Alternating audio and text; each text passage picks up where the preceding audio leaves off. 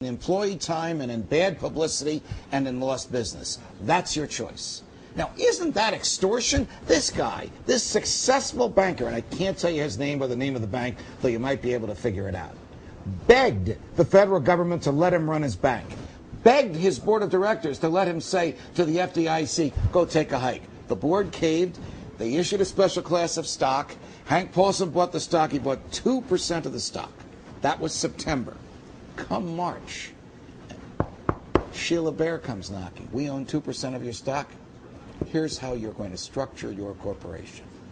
So A, if this story is true, and I have no reason to disbelieve it, it's extortion, which is B, a crime, and we now have C, a 2% shareholder owner of a class of shares that can't even vote, trying to control management. Stossel. Is this the banker who gives out copies of Atlas Shrugged? Is it a charity that does that? Yes. Well, look, I like to talk about what I've You would have been very comfortable at this dinner party, John. I would have. But this is beyond what I've reported on, so I should shut up if I don't know anything about that. It sounds awful. Sounds like extortion. It sounds exactly like extortion. So what is the government interested in? What is their real interest? They can't be interested in bailing out a bank that doesn't need to be bailed out. They must be interested in some kind of control. Well, what do you call, as a paisano of ours once called it, state-controlled capitalism? You call that fascism. You call it fascism. Private ownership and public control is the definition of fascism. It's the definition of fascism. It's not nationalism. It's not communism. It's fascism by definition. If this kind of extortion went on, and according to this person, he was just the first online. There were many, many smaller banks that were subjected to the same kind of extortion. They read Mussolini's biography, except they didn't read the last chapter, which is an extremely unhappy ending. And that, hey, look what's going on. It's off with their heads. Look what's going on in Europe. Look what the Bank of Scotland, how people are rioting against the people that they feel that have put them in this problem. It's not going to be far from that if things keep going like this. Well, what is a banker to do who's forced to issue stock to a shareholder he doesn't want, a shareholder that he's now in bed with, a shareholder that can write the rules? Is it just vote the bums out of office? Well, I just wish some of these businesses would be public. Why doesn't he say, okay, let's just put this, I have my camera here, and just go over this deal again. Let's just make sure we all agree, and well, American people can see how you're bullying us around. I can see why they don't want to fight back, because they don't want to be singled out by the regulators. But until business speaks up, we're done for. And the rioting you talked about, it so upsets me that they riot against the entrepreneurs, often the ones who weren't responsible. But they're never mad at the politicians. The politicians are always assumed to be out for our good. I understand from reports at the G20, and of course they've yet to get together in one room, but just the emails I get from the Fox people that are over there, and I'm sure you get them from your own colleagues, John, that they seem to be breaking off. I don't read those. Oh, all right. They seem to be breaking daily off. news. I do weekly news. All right. They seem to be breaking off into camps, and the president is isolated with just Prime Minister Gordon Brown. Nobody else there, though a lot of them are socialists, seem to be in favor of this kind of spending, and the person least in favor of it is the Prime Minister of China, who seriously questions whether or not we can pay these bills back. And look what's they're talking about a new currency, a new reserve currency. First Russia, now China. You know, the United States is this, and as we all know, this is a global meltdown. We're looking at the global financial system collapsing before our eyes. Lithuania, Latvia, Estonia, Romania, Hungary, all begging for Ukraine, all begging for IMF money. The Celtic tiger in China, it's gone, it's dead. Spain, the UK. This is a global meltdown, and the irony is they're looking to the United States to bail it out. At the same time, they're blaming the United States, and it's not the United States' fault. Everybody played this game.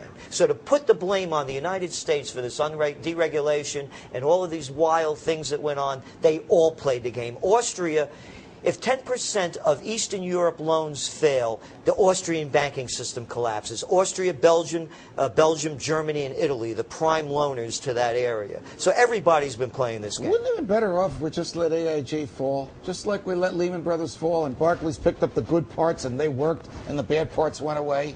And the Austrian bank fell too? I think so. Clearly, if you invent the wheel, you're going to need a lot of money to sell this make a lot of these cool new things, make the world more productive because you have a smarter idea. Somebody is going to want to loan you money to do that. If the bank isn't there, maybe it'll be PayPal or some new form of non-bank lending. Who knows? With computers, recovery happens faster if we would just allow it to hit the floor and start over again without these bailouts. You and I have talked about this for as long as we've known each other. Is there something about the personality of people that get in the government that they can't understand the simplicity of the argument you just made? That they have to show the folks back home that they're doing something, that they're using the power of the government affirmatively to save people. Never mind the disasters it'll cause in the years and generations to come, but they're doing something now. Well, sure, the people who go into government want to run other people's lives. But don't you think it's more than just I mean, the people out there now, except they're watching this program, you people are very different. But most people have this faith in mommy, daddy, government. It's going to take care of us. It can spend us out of the bubble somehow. I agree. It makes no sense. It's blowing air into a popped bubble. That just creates more debt. But why wouldn't somebody like Geithner, who's been in banking all of his life, understand this? It's part of the problem. These are the people that deregulated Glass-Steagall under the Clinton administration. Well, was that a problem? Well, yeah, because what it allowed was companies like Citigroup to become bankers, the casinos started gambling. The banking system in this country was held together by making very safe bets, not speculating on their own. So when the bank starts playing the tables, and as every casino knows, you don't gamble. But the hedge funds gambled, and they're down 18% when the banks are down 50%. Exactly. But they went down in a bigger way. So it was too big. This whole concept, I don't know who came up with it. Again, an op-ed piece I wrote, I called it Capitalism for Cowards. In 1998, long-term capital management, they were talking about they're too big to fail. I could say with full authority that their mother's not better than mine. Who came up with this concept? This is supposed to be free market enterprise? They're too big to fail? No, the system's not going to collapse. They're going to go out of business. Well, but why doesn't anybody recognize, except those of us who talk about this all the time, and the good people that watch us, that send us wonderful emails for which we are deeply grateful, suggesting these topics and suggesting the colleagues and friends that I have on the show, understand that the more regulation there is, the less freedom there is, and the less freedom there is, the less successful investment is likely to be. I have a friend who is a physician who runs a hedge fund in which he develops new drugs. He's gotten 10 or 15 new patents. He's employed... I mean, he invests in people who develop new drugs. Correct. He's employed 1,500 to 2,000 people from time to time. Every one of his investors is an owner of the hedge fund. There's no problem with transparency. Everybody sees everything. And they've made tremendous amounts of money for the investors and given thousands of people jobs. They're shutting down because they don't want to do this with government regulation. Now, what the heck is the government accomplishing if they're going to stifle that type of entrepreneurship and that type of freedom? Well, they're getting into the business themselves. Right. Well, they're getting into the business themselves. Well, they're getting themselves. into the business themselves. There you go. Goes back to, what do you call this? You call this fascism. Did you see Stiglitz in today's New York Times? It's very interesting. I did. Very interesting piece. This is theft of taxpayer dollars is what it is. I'm just curious, the medical guys, I mean, clearly we need these cool new drugs. Yes, we do. And never mind the FDA, which of course he wants to wring by the neck because he knows these things work. That's another issue. Which part of the regulations scared him so much that he ran away?